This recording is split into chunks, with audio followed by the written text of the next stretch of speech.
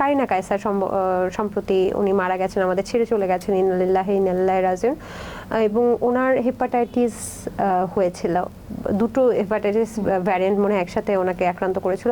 ওনার মা বাবা চিৎকার করে আসলে সাংবাদিকদের সামনে বলছিলেন যে আমার মেয়েকে হাত বেঁধে রেখেছিল। আপনি শুনেছেন কিনা আমি জানি না। এটা কি আসলেই মানে নিয়ম বা এটা কি অনিয়ম? আপনার কি মনে হয়েছে এটা শুনে? আমি যেহেতু ডাক্তার, আমার কাছে যে কথাগুলো শুনে আমার সিকোয়েন্সগুলো আমার মাথায় চলে আসছে ওয়ান বাই ওয়ান। প্রথমত হচ্ছে যখন আপনি আইসিইউতে একটা পেশেন্টকে আমরা যখন প্লেসড করি, তখন কিন্তু আমাদের কিছু জায়গায় সাইন করায় নিতে হয় যে আপনার মানে পেশেন্টের কিন্তু হাত বা পা আমরা একটু নট দিয়ে রাখবো, একটু বেঁধে রাখবো। কারণ হলো কি, আপনি যখন মেকানিক্যাল ভেন্টিলেশনগুলো দিবেন, আর্টিফিশিয়াল মেশিনগুলো যখন ইউজ করবেন, ওইটা তো একজন রুগী হিসেবে সেটা ধরতে পারে, তার ভালো লাগছে না, সেটা সরিয়ে দিতে পারে, এটা একটা। আর সাধারণত আইসিইউতে যায় ওই ধরনের পেশেন্ট যাদের ব্রেইন এবং হার্ট বা লাংস কাজ করে না। যখন ব্রেইন কাজ না করে তখন কিন্তু অ্যাবনর্মাল অনেকগুলো মুভমেন্ট হয়। সেই মুভমেন্টগুলোকে আমরা বলি এনকেফালোপ্যাথি, অর্থাৎ তোমার ব্রেইনটা এখন কোমায় আছে। এবং এনকেফালোপ্যাথির কিছু ফিচার আছে, অ্যাবনর্মাল বিহেভিয়ার। ওনার কিন্তু কখনো মেন্টাল প্রবলেম ছিল না, আমি কিন্তু সেটা বলছি না, একদম নর্মাল একটা মানুষ যে কোনো কারণে আইসিইউতে গেল। এই অ্যাবনর্মাল বিহেভিয়ারগুলো আমরা বাইরে থেকে দেখব, সে কাউকে বকাবকি করছে, বা সে তার জামা কাপড় এরকম এরকম করছে, বা যা আছে সে পুল করছে, বা খামচাচ্ছে নিজেকে, বা কেউ আসলে তার ড্রেসে ধরে বা তার কাপড়ে ধরে নিয়ে যাচ্ছে।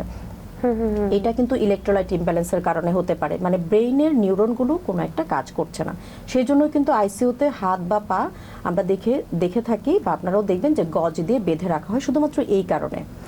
আচ্ছা, দুটো আঙ্গুল বেঁধে রাখা হয়েছিল, এটা বারবার কমপ্লেইন করা হচ্ছিল। এটার কি কোনো কারণ, মানে আঙ্গুল বাঁধা বা হাত বাঁধা কোন জায়গায় বাঁধে আসলে? আসলে আমরা যেটা দেখেছি এবং আমার এক্সপিরিয়েন্স বলে এটা রিস্ট জয়েন্টে।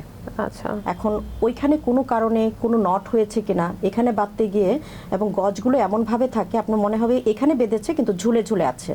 হ্যাঁ, এটা ওখানে গিয়েও আমি আসলে জানি না, হতে পারে যে ফিঙ্গারে সেটা হয়তো ইয়ে হয়েছিল, নট হয়েছিল। তার মানে এটা অস্বাভাবিক কিছু না, এটা হতে পারে আইসিইউতে এরকম বেঁধে রাখা অবশ্যই যেতে পারে, এটা চিকিৎসার স্বার্থে। অনেকগুলো মেশিন এখানে প্লেস থাকে, ফিঙ্গারে প্লেস থাকে, হাতে থাকে, চেস্টে থাকে, নেকে থাকে, মাথায় থাকে। হ্যাঁ, কন্টিনিউয়াস মনিটরিং করার জন্য যা যা লাগবে সবগুলো মেশিনারি জিনিস থাকে। আর যদি ভেন্টিলেশনে চলে যায়, মানে লাইফ সাপোর্ট যেটাকে বলে, তখন তো আমাকে বাঁধতেই হবে, কারণ লাইফ সাপোর্টে যাওয়া মানে ওই যে লাইফ সেভিং লাইফ সেভিং ইনজেকশনগুলো চলছে, অ্যাড্রেনালিন, নর অ্যাড্রেনালিন যেগুলো বললাম, যে কোনো সময় যদি সে ব্যাক করে তাহলে কিন্তু সে যে কোনো সময় এগুলো পুল করতে পারে। হ্যাঁ, এটার জন্য, বা হাত পা ছুটতে পারে। ইলেকট্রোলাইট ইমব্যালেন্সের কারণে কিন্তু অনেক ধরনের অ্যাবনর্মাল বিহেভিয়ার করে, মনে হয় ডাক্তারকে সে লাথি দিচ্ছে, আসলে কিন্তু সে বুঝে লাথি দিচ্ছে না, এটা তার যে অ্যাবনর্মাল বিহেভিয়ারের প্রকাশ একটা। আচ্ছা।